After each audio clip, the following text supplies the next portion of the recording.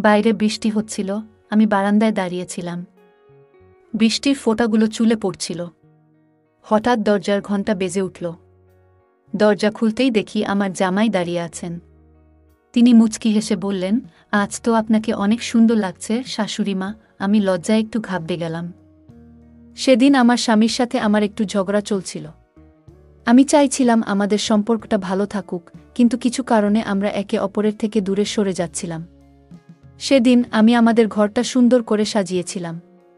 রাতে আমার স্বামী আসবে ভেবে অপেক্ষা করছিলাম, কিন্তু হঠাৎ করে জামাই ঘরে ঢুকলেন। তিনি মজা করে বললেন, এই সুন্দর ঘরের সাজ কার জন্য?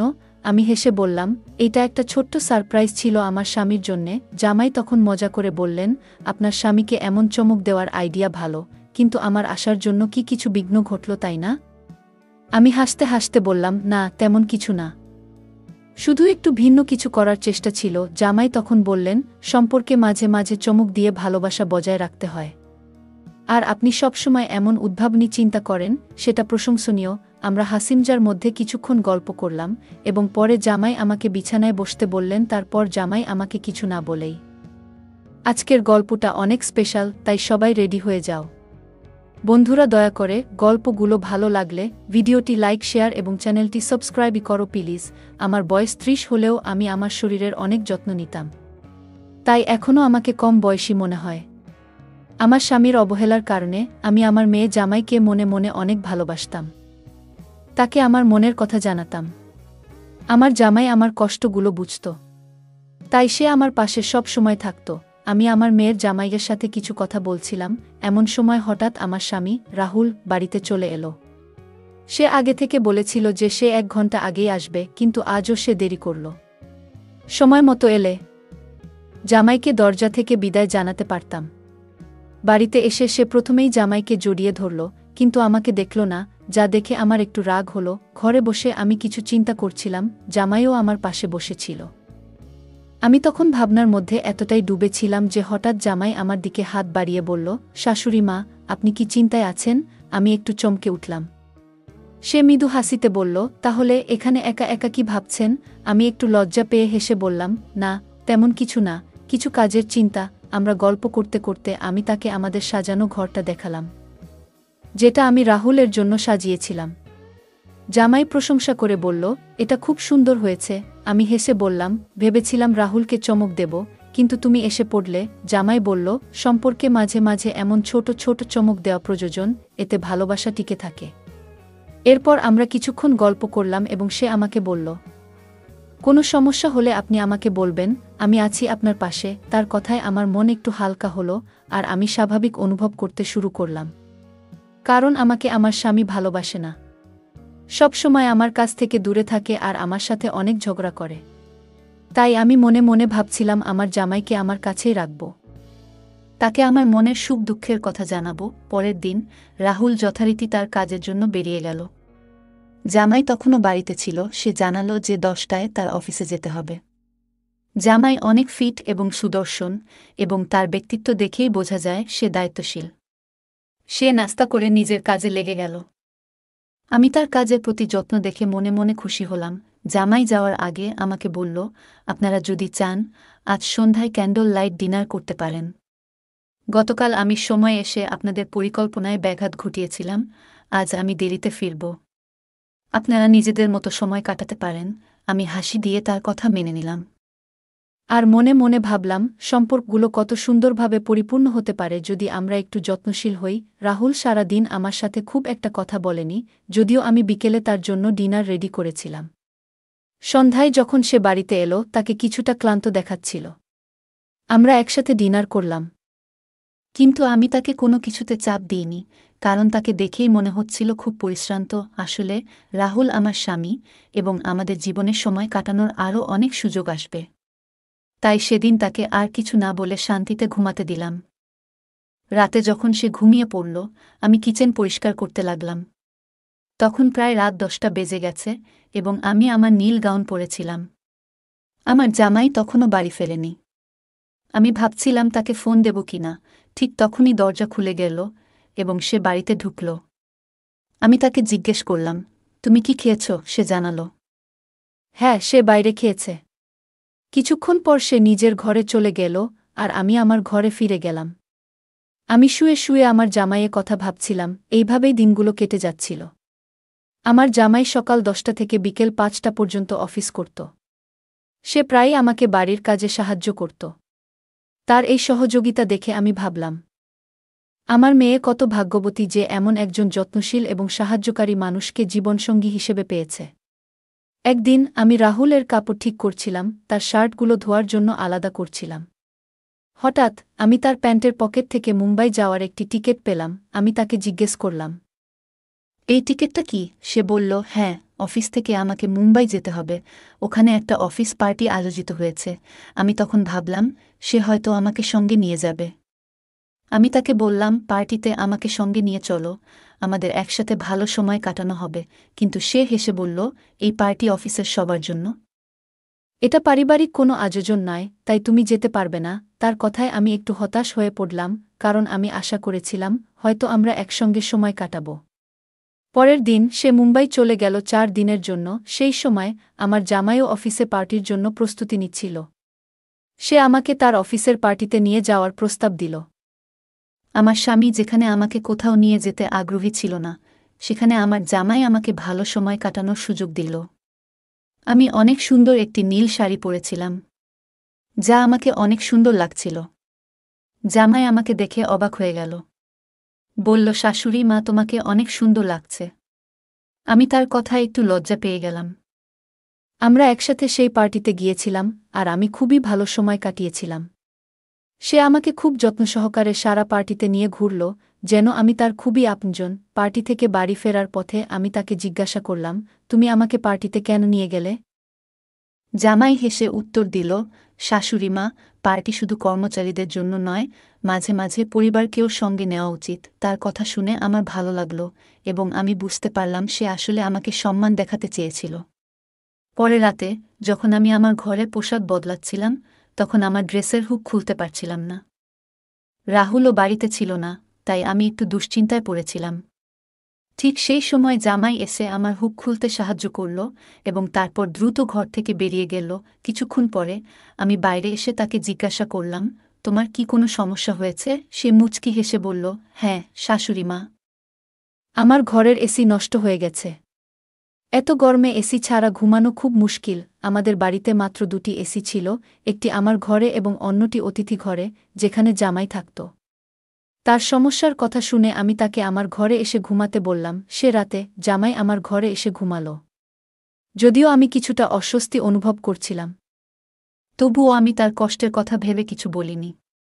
পরের দিন তার ছুটি ছিল এবং আমাদের বাড়ির রেশন প্রায় শেষ হয়ে গিয়েছিল। আমি বাইরে রেশন কিনতে যেতে চাইলাম, কিন্তু রাহুল টাকা দিয়ে যায়নি।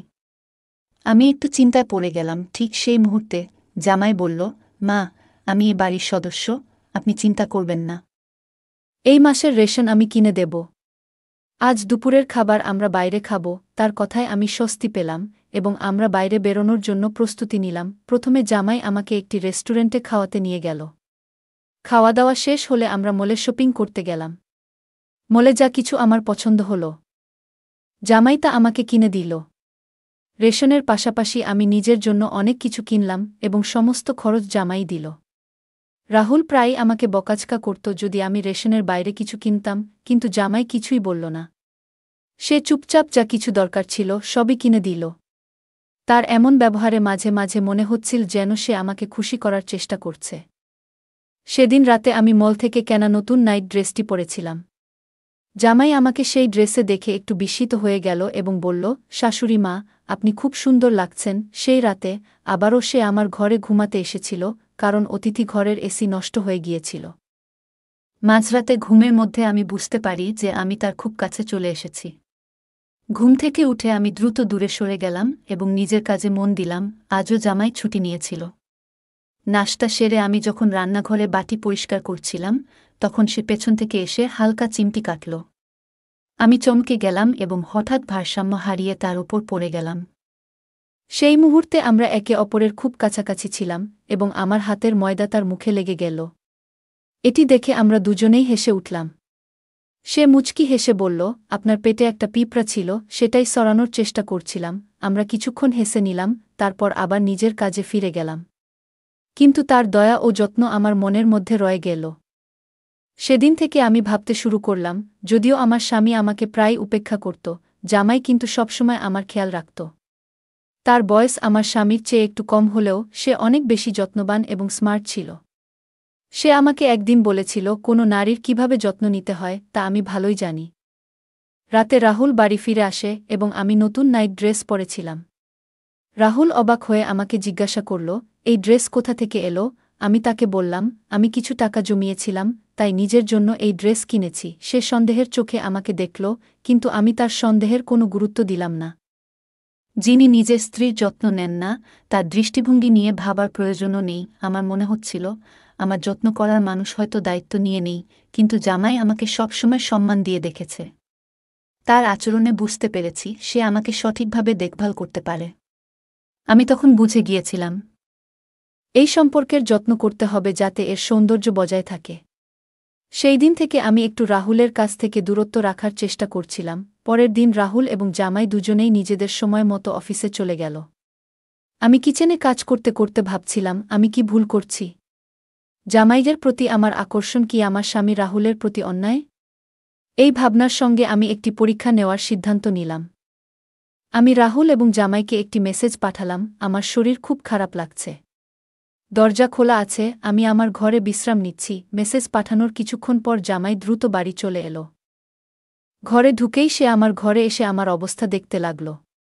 তার মুখে চিন্তার ভাব স্পষ্ট ছিল। আমি তখন হেসে উঠলাম। জামাই কিছুটা অবাক হয়ে বলল, এটা মজা করার সময় নয়। আপনি বললেন আপনার শরীর খারাপ, আমি তো খুব চিন্তিত হয়ে পড়েছিলাম। আসলে কি হয়েছে? আমি তখন তার হাত ধরলাম এবং বললাম, আমার কিছু হয়নি, আমি একদম ঠিক আছি। আমি শুধু পরীক্ষা করতে চেয়েছিলাম কে বেশি আমার যত্ন নেয়। তুমি আজ এই পরীক্ষায় পাশ করলে। জামাই আমার কথা বুঝে হালকা হেসে ফেলল। আমরা ধীরে ধীরে কাছাকাছি আসতে লাগলাম, কিন্তু ঠিক তখনই রাহুল ঘরে ঢুকে পড়ল। আমাদের একসঙ্গে দেখে তার চোখ বিস্ময়ে বড় হয়ে গেল। সে দ্রুত এগিয়ে এসে আমাকে জামাই থেকে দূরে সরিয়ে দিল এবং অবাক হয়ে জিজ্ঞাসা করল, এটা কি হচ্ছে? তুমি কি তোমার জামাইয়ের সঙ্গে এভাবে থাকতে পারো? রাহুল খুব রেগে গিয়ে বলল, তুমি একবারও আমার কথা ভাবনি? তোমার কি একটুও খেয়াল হয়নি যে তুমি কি করছা? আমি শান্তভাবে উত্তর দিলাম, না রাহুল। যখন তুমি তানিয়ার সঙ্গে থাকো, তখন কি তোমার মনে একবারও আমার কথা আসে? আজ আমি জানতাম তুমি আমার কোনো খবর নেবে না, তাই ইচ্ছে করে তোমাকে দম্পতির মতো তোলা আমার আর জামাইয়ের একটা সেলফি পাঠিয়েছিলাম। মেসেজেও ইচ্ছে করে লিখেছিলাম, আমি তার সঙ্গে ভালো সম্পর্ক তৈরি করছি। রাহুল অবাক হয়ে বলল, তানিয়া, তুমি কি এসব বকছ কেন? তখন আমি তার মিথ্যার সব প্রমাণ তুলে ধরলাম, ওর এবং তানিয়ার ছবিগুলো দেখালাম। আমি তার সম্পর্কের সবকিছু আগে থেকেই জানতাম, কিন্তু এতদিন নিজের দাম্পত্য জীবনের জন্য চুপ ছিলাম। আমি ধৈর্য ধরে বললাম, অফিসের মিটিংয়ের নামে তুমি বাইরে গিয়ে তানিয়ার সঙ্গে সময় কাটাও। তার জন্য অনেক খরচ করো। অথচ আমি যখন ছোট্ট কিছু চাই, তখনই তোমার মুখে শুধু খরচের কথা শোনা যায়। আমার সব অভিযোগ শুনে রাহুল হতবাক হয়ে গিয়েছিল। আমি আরও বললাম, আমি এতদিন চুপ থেকেছি, ভাবছিলাম হয়তো আমারই কোথাও ভুল ছিল। কিন্তু তোমার আসল রূপটা জামাই আমাকে দেখিয়েছে। যখন আমি ভেঙে পড়ছিলাম, সেই সময় জামাই আমাকে সাহস জুগিয়েছে। রাহুল কিছু বলার চেষ্টা করছিল, কিন্তু আমি বললাম, তুমি যে সন্দেহ নিয়ে আমাদের দেখছ, তা দূর করে একবার নিজের দিকে তাকাও। তুমি যা করেছ, তারপরেও তোমার কি মনে হয় তুমি সঠিক? তুমি যদি ভাবো তোমার ভুল নেই, তাহলে আমার আর জামাইয়ের মধ্যে কোনো ভুল নেই। জামাই আর আমার মধ্যে কিছুই ভুল হয়নি। আসলে আমরা দুজনে মিলে তোমাকে একটা শিক্ষা দিতে চেয়েছিলাম, আর আজ তুমি যা দেখেছ, সেটাও সেই নাটকেরই অংশ ছিল। যদি তুমি আমাকে অন্য কারো সঙ্গে দেখে কষ্ট পাও, তাহলে ভাবো আমি কিভাবে তোমাকে অন্য মেয়ের সঙ্গে মেনে নিতে পারি। এবার রাহুল মাথা নিচু করে দাঁড়িয়ে রইল। আমি আমার ব্যাগ তুলে নিলাম এবং বাড়ি ছেড়ে যাওয়ার সিদ্ধান্ত নিলাম, কারণ আর কিছুই মেনে নিতে পারছিলাম না। কিন্তু সেই মুহূর্তে রাহুল আমার হাত ধরে আমাকে থামিয়ে দিল। সে ক্ষমা চাইল এবং প্রতিজ্ঞা করল যে আজ থেকে সে আর কোনো অন্য মেয়ের পেছনে যাবে না এবং আমার প্রতি বিশ্বস্ত থাকবে। আমি জামাইকে ধন্যবাদ জানালাম, কারণ তার সাহায্যে আজ আমার সংসার বাঁচল।